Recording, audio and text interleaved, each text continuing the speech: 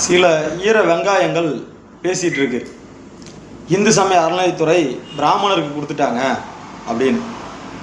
ஏண்டா நாதாரிங்களா, யார் யாருக்கு கொடுத்தா என்ன, யார் யார் ஆட்சி செஞ்சா என்ன?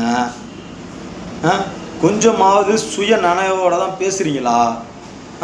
இதுவே ஒரு இஸ்லாமிய வக்போர்டு வாரியத்துக்கு கொடுக்க போகிறான், அதை கொடுக்கக்கூடாது. அதை ஒரு ஹிந்துவை வச்சு தான் வக்போர்டை சரி செய்யணும், இல்லை ஒரு ஆதி திராவிட வச்சு தான் பண்ணணும், இல்லை கிறிஸ்தவனை வச்சு தான் பண்ணணும் அப்படின்னு வக்பு வாரியத்துக்கு போடக்கூடிய தலைவரை மாற்ற துப்பு இருக்கா? இல்லை அதை போடுங்க அப்படின்னு சொல்ல திராணி இருக்கா? இந்த இயக்குனர் அமீர்னு ஒருத்தன் இருக்கான், அவன் எங்கே போய் வாய வைக்கிறதுனே தெரியாது, அவனுடைய வேலையே தான். அதே மாதிரி இப்போ எல்லாரும் மைக்கை தூக்கிட்டு அங்கங்கே மக்கள்கிட்ட கேள்வி கேட்குறேன்னு போகிறான். ஒரு இந்து சமய அறநிலையத்துறைக்கு பிராமணரை போட்டாங்க. எனக்கு மக்கள் ஒரு பக்கம் பேசுகிறத பார்த்தா அப்படி கொலவெறியாக இருக்குது. நான் பிராமணருக்கு சப்போர்ட் பண்ணி நான் பேசலை. நான் இந்த துறைக்கு இன்னார் தான் போடணும்னு நம்மளுடைய நோக்கமும் இல்லை. யார் எப்படி வேணாலும் இருக்கட்டும், இந்த ஜாதியை வச்சு அரசியல் பண்ணாதீங்க அப்படின்னு தான் நான் கேட்குறேன். இந்த ஜாதியை வச்சு அரசியல் பண்ணுறது தமிழகத்தில் ரொம்ப நாளாக நடந்துகிட்ருக்கு. 60 ஆண்டு காலமாக ஜாதியை வச்சு அரசியல் பண்ணீங்க, இப்பயும் அதே அரசியல் பண்ணாதீங்க. மாற்றத்தை நோக்கி தான் அப்படின்னு ஜோசப் விஜய் சொன்னார்.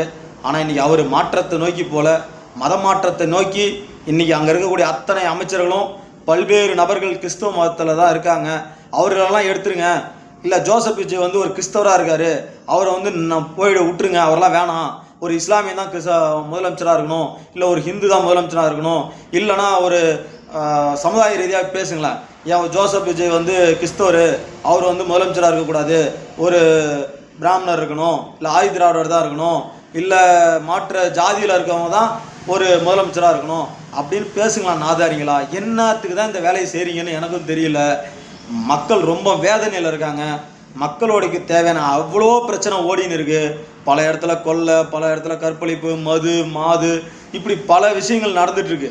அதெல்லாம் முன்னிறுத்தி வரக்கூடிய ஆட்சியில் 10-15 நாள் ஆகலை, அதுக்குள்ளே போட்டு இவ்வளோ புரட்டுனா என்ன தான் செய்வாங்கன்னு சிந்திச்சு பாருங்கள். இந்த மைக்கை தூக்கிட்டு போகிறவன், இந்த கருத்து சொல்கிறவன் எவனாக இருந்தாலும் தேவையில்லாமல் பேசி மக்கள்கிட்ட வீண் ஆளாவாதீங்க அப்படின்னு நான் தெரிவிச்சுக்கிறேன். நன்றி. எந்த துறையாக இருந்தாலும் சரி, அந்த துறைக்கு செம்மையான அந்த பணியை செய்து மக்கள்கிட்ட நல்ல பேர் வாங்கணும், தூய்மையான ஆட்சி நடக்கணும், தர்மமான ஆட்சி நடக்கணும், மக்களுக்கான ஆட்சியாக நடக்கணும் அப்படின்னு இந்த நேரத்தில் கேட்டுக்கிட்டு உரையை முடித்து விடுகிறேன். நன்றி, வணக்கம்.